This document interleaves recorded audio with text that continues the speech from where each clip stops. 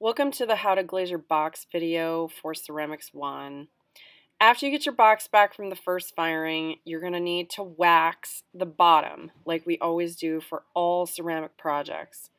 Once you have the box waxed on the bottom, then you're going to need to get some of the paint on wax or the wax resist in the container. It looks a little drippy. What you want to do is, as long as your box is a peach color on the inside, you're then going to paint on wax on the top lip and the bottom lip.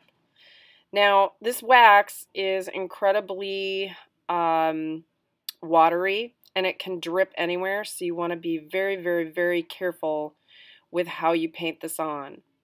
Use a small brush because what you want to do is you want to put it right onto basically the lower lip, and you don't want to make any mistakes with this. Why? Because we can't get it back off unless we fire it through another bisque kiln, and that takes time. So what you want to do is you want to paint on a very thin coat right on that lip. Okay. Also, do not get this on your clothes. Wax takes an awful lot to get out of clothes. You'll have to iron it out. So do not drip this anywhere that you don't want wax permanently.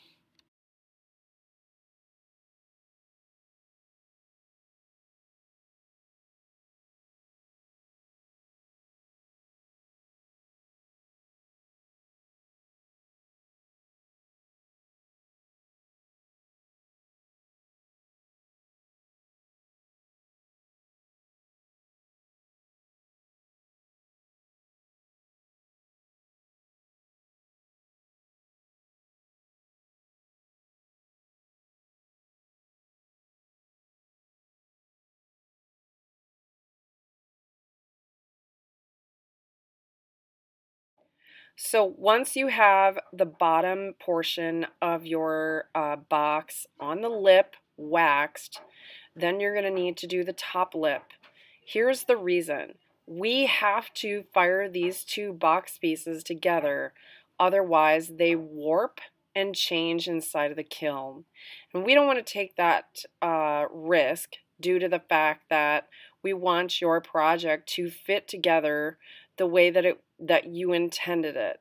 Okay, so then once you have the bottom waxed, then you're going to very carefully wax the top lip of your box. Okay, this way, if you accidentally drip glaze on it, either from the outside or the inside, you will still have an area that will not stick together. If you do not wax, you will, and we fire this together, you will have a closed box. It will no longer open. So it has to be waxed in order for that to stay so that it opens.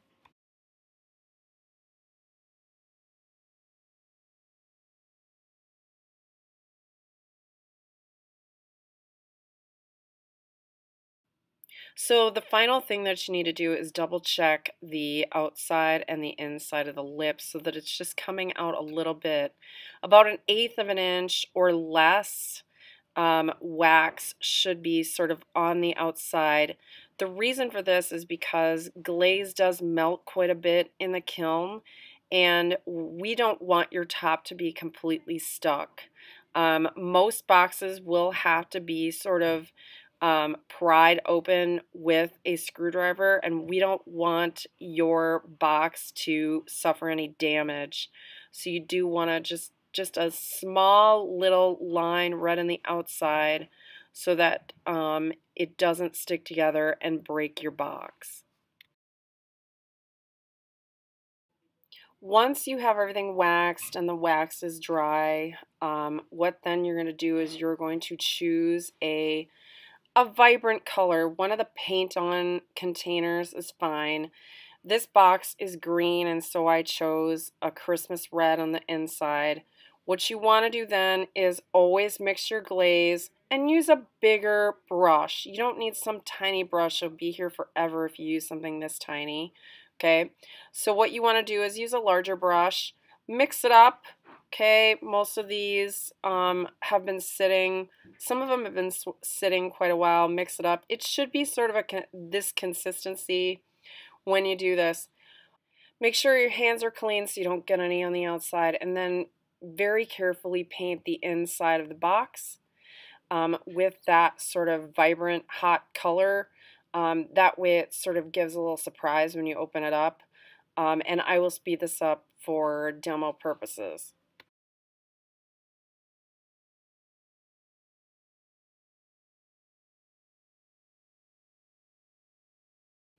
Do remember when painting on any of the glazes, you need to have at least 3 coats of glaze over the entire thing. So just keep painting till you have 3 coats on the inside of your box. Next is to paint the lid. You want to have a consistent box with a nice interior, so you want to paint the lid as well. Remember, 3 coats for the lid. Once the lid is done, make sure that you wash out your brush in the sink and then put the cover on real tight so that no one grabs it and spills it on themselves later. Next up is the outside of your box. So what you need to do is go into the glaze room, mix up the clear, and then put some in a little container. Make sure that you mix it up as you're using it. What you want to do is use a bigger brush, not a tiny one. You'll be here forever if you use something tiny. You need to paint on 3 coats, okay? And this time you're going to put your box together in the way that it goes, and then you're going to put on 3 coats of the clear glaze. Okay, now this looks white. It's not. If you took it out of the clear bucket, it is a clear glaze. Remember, you have to have 3 coats. What will happen is that your design will completely disappear, but you need to do at least 3 coats of the clear on top of your box on the outside. That way you'll have a nice color when it's completed.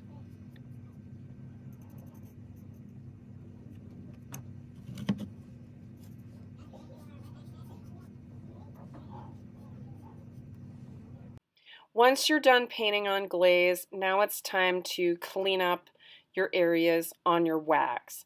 The reason why we want to do this is so we definitely don't have any casualties. So take a small sponge with some water on it and very carefully clean the top lip and the bottom lip with the sponge to get all glaze off of the wax. If you don't do this, it will stick together and it will start to crack and take parts of your box with it once it's fired.